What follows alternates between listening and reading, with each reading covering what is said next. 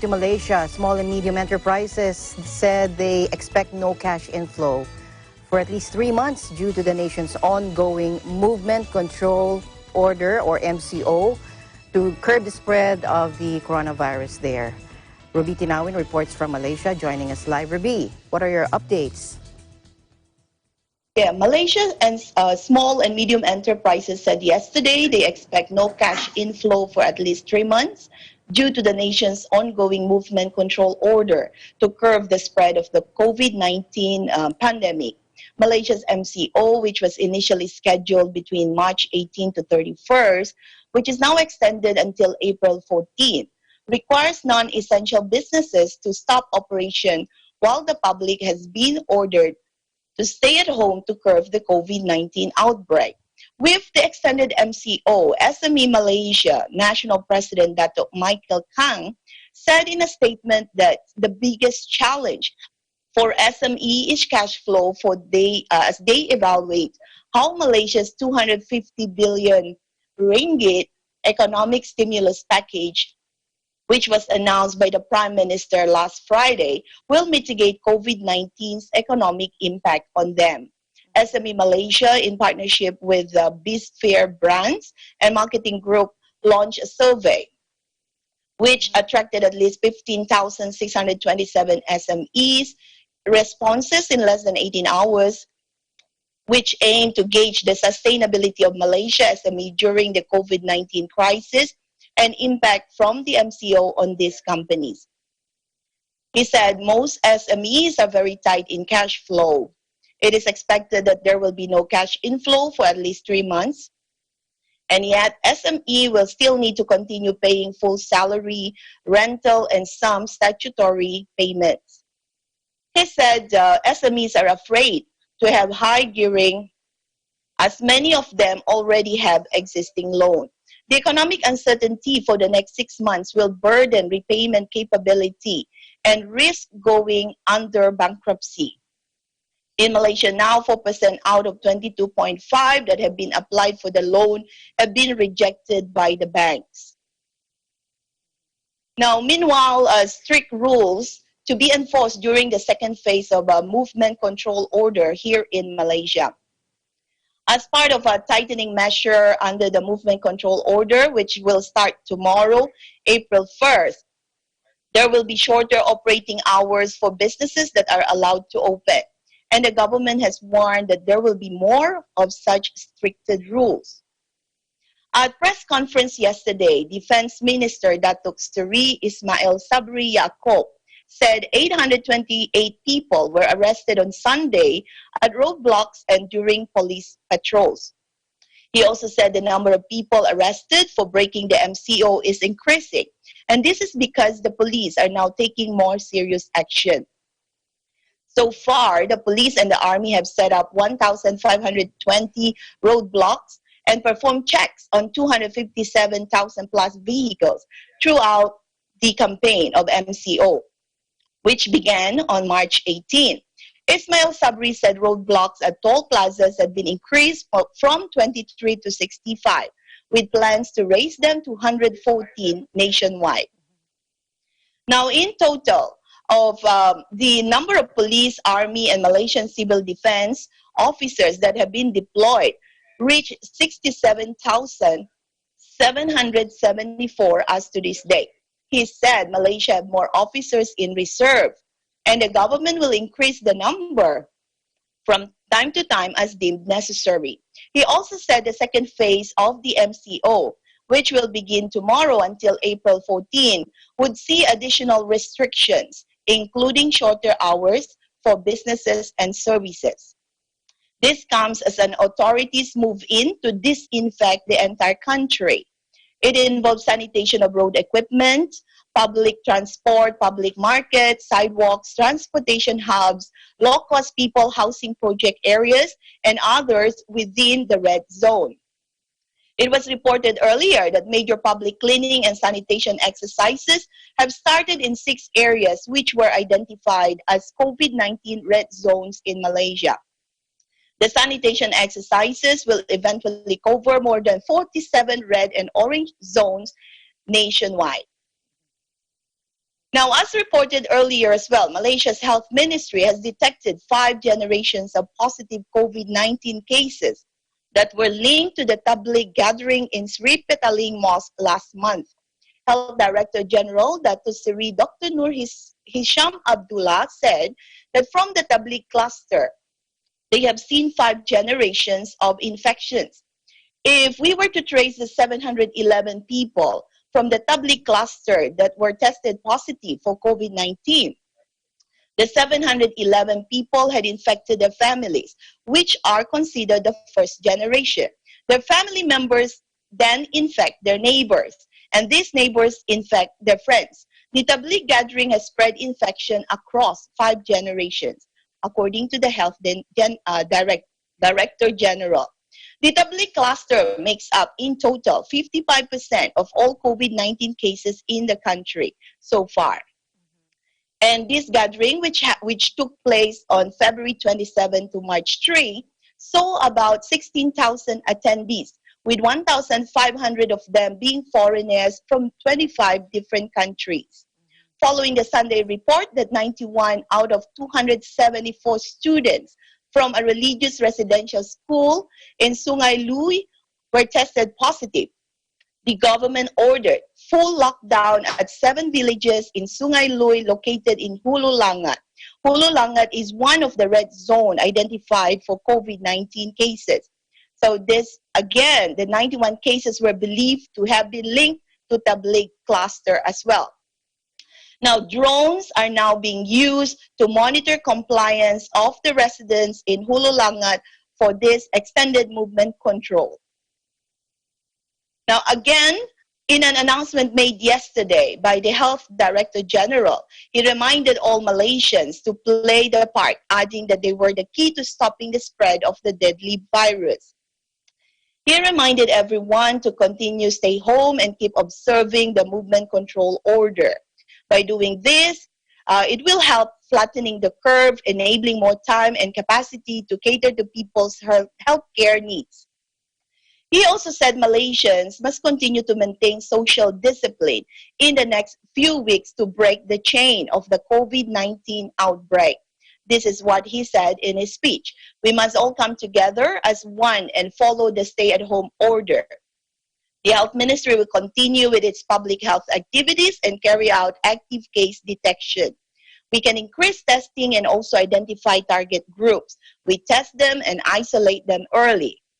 Then we can break the chain of COVID-19. The next 2 weeks is up to you and me. If we can all have social discipline, I'm sure we can flatten the curve. And that means avoiding an exponential spike in COVID-19 cases. He feared that there would be a sudden spike of 900 to 1,000 cases daily. So far, the exponential spike has not happened. But he also highlighted that we are prepared for the worst and also hoping for the best. Now, he pointed out that Malaysia had 150 to 200 new cases each day, with 8 positive cases in 100 tests, which he described as stable. So Dr. Hisham said the country would be in better position in the first week of April to decide whether or not the MCO would be further extended. However, there's a different school of thoughts in the new restriction order. People have different thinking because one of the new ruling is reducing the number of operational hours of supermarkets and eateries and public transport. So if this happens, it means the same number of people will now have to use the same number of supermarkets and eateries in fewer hours each day, which means that the more crowded the space, the higher the risk of the infection spreading. That's one of what people are talking about. They also mentioned that transport restriction will also make it difficult for frontline health and essential service workers to get to work and back home without taxis and other transport services past 10 p.m. Those night shifts, people without their transport will not be able to move around. So in addition to that, restricting food delivery, which is also now up to 8 p.m., daily will mean that as a whole people will have a lesser choice of, they will cram within the 8 to 8 p.m. period, which means to say that people who work in food delivery service will have fewer hours to operate, which means reduction in their income. And while people generally appreciate the need for strict adherence to the restriction movement, there is a question as to whether arresting more people is helpful. Arresting people will put a strain on lockups and prisons and create overcrowding. So people are also thinking about that. So rounding up homeless people and putting them in camps will create similar problem. Now, how Malaysians are coping right now? There are many positive impact as well, despite the negative things going on around us.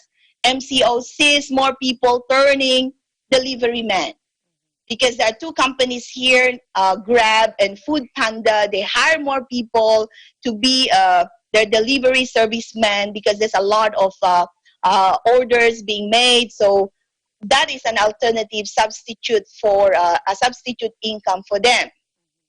Also, believe it or not, traditional herbs to boost immunity is now on a higher demand in most Chinese herbal shops. So the people around here, they don't mind paying extra money just to secure dry herbs, which they believe will further strengthen their immunity. They don't mind spending extra money to safeguard their health. And also there is one very, very good idea that was introduced by one supermarket. They call Tesco hypermarket supermarket because over here they restrict the person going out to buy goods as one person per household. So in most situations, it's the husband who go out and buy goods, which is totally not the regular activity, as you know. So what Tesco Malaysia thought about is creating a guide for husbands who have been tasked by their wives to purchase essential food items such as chicken, fish, vegetables during the lockdown period. So they caption it as now all husbands can shop. They provided guide, chicken, different parts of chicken. They provided an image of the whole chicken and all of its part, different types of vegetables, different types of fish, and then they put a label into it so as to avoid, husband being scolded by wives because they actually get the wrong item from the supermarket. So, Alma, that's what I can provide for now. All right. Ruby, okay, that's on a positive note. At least the husbands get to help with the shopping now. At least they know what it is to shop for the household, right? For Absolutely. the household. That's right. Yes. And also, isn't it that the Malaysian king and queen are now under quarantine after 7 of their palace staff has tested positive? How are they doing? Yes, they're doing fine. They are still on quarantine. And the king on the other day released a statement that the nation is doing fine and they are doing fine. So he encouraged everybody to stay calm and stay at home, follow the movement restriction order. Alma? Okay. And the Malaysian government, has the government dealt with the business and labor sector in terms of the post-coronavirus scenarios? Yes, there was an announcement on the stimulus package last Friday where Okay. the Prime Minister announced that 250 billion ringgit will actually be set aside by the government. And Okay. part of it is dedicated to serve SMEs or those entrepreneurs. Like, for example, there's 600 ringgit per person that will be given as an incentive for employees whose earning are 4,000 or below, and for those 50%, those who suffered 50% declines in their earning since 1st of January 2020. And also, they set aside 5 billion ringgit special relief fund, right? And this is under a microcredit scheme. So they Okay. can apply for that under the special relief fund. Whoever is in need, they can apply. And if they fulfill the requirements, they will be able to obtain that as well. And Okay. also, they allow delay in payment of income tax for Okay. all by all SMEs for 3 months, starting Ah, from April 1st, 2020. okay. And previously, only SMEs involved in tourism is granted delay in an income tax payment for 6 months. But now they have extended it to all SMEs as well. The Okay. government reiterated that the project under Budget 2020 will be utilized and will be used to really address all the problems that Malaysian people are experiencing right now. Alma? All right. Thank you very much, Ruby, for all that update. Stay safe. Stay healthy. Thank you.